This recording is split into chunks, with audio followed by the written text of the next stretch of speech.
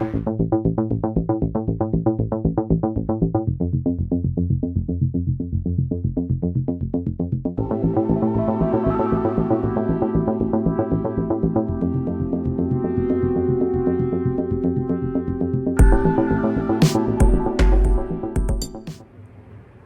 Flames fans, Brad Burud here. Flames Unfiltered. Time for another Flames Unfiltered short. We're going to break down the Blockbuster trade that took place last night.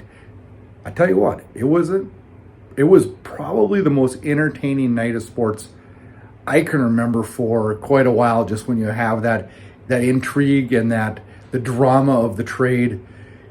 You find out Kuzmenko is sitting out. And then all of a sudden, Pelletier is not out for the second period. And Frost is out in Philly.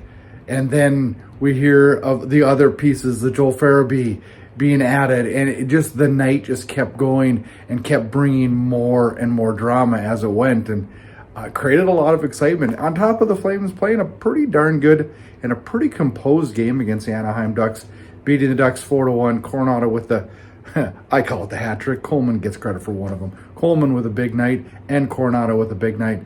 But two important points as the Flames leapfrog the Canucks last night. And more importantly, the trade.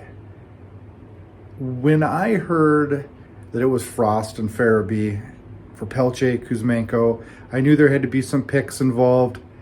But I kept thinking about, is tonight the night we lose one of our highly touted defensive prospects?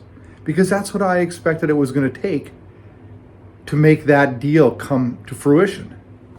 I was wrong. It worked at that with a second and a seventh.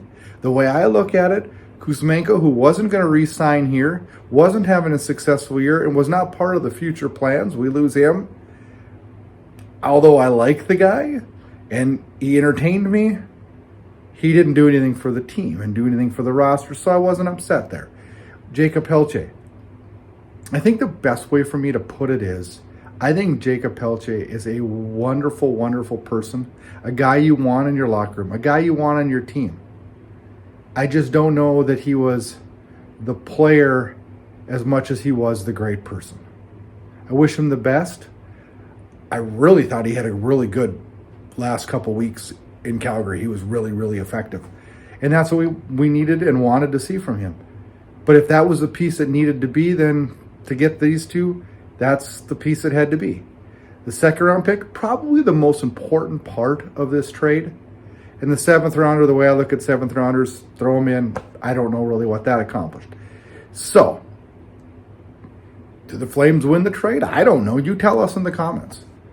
I think so. On paper, it looks pretty good. We're getting two young forwards. That's exactly what we were looking for. A young center and a young winger with giant upside on both of them. Shoot, I've been looking at Morgan Frost and kind of eyeing him for a couple years as a guy that I'd love to have as a center in Calgary.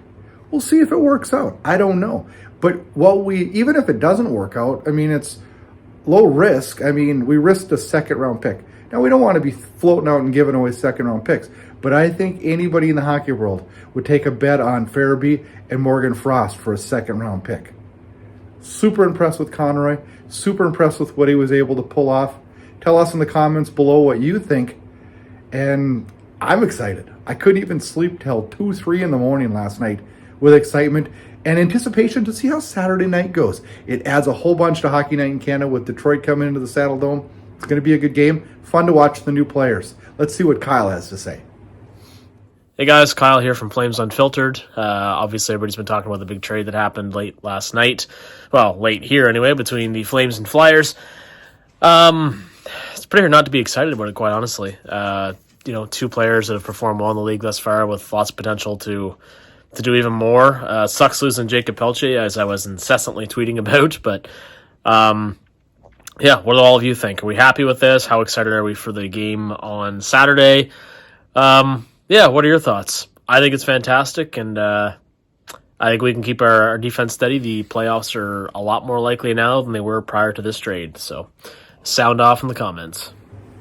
Thanks for tuning in to another Flames Unfiltered short.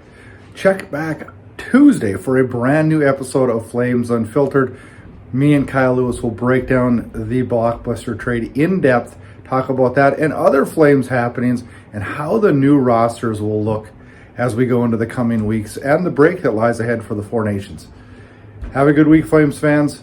Be back Tuesday. Check us out on all the podcast platforms and, of course, at flamesunfiltered.com.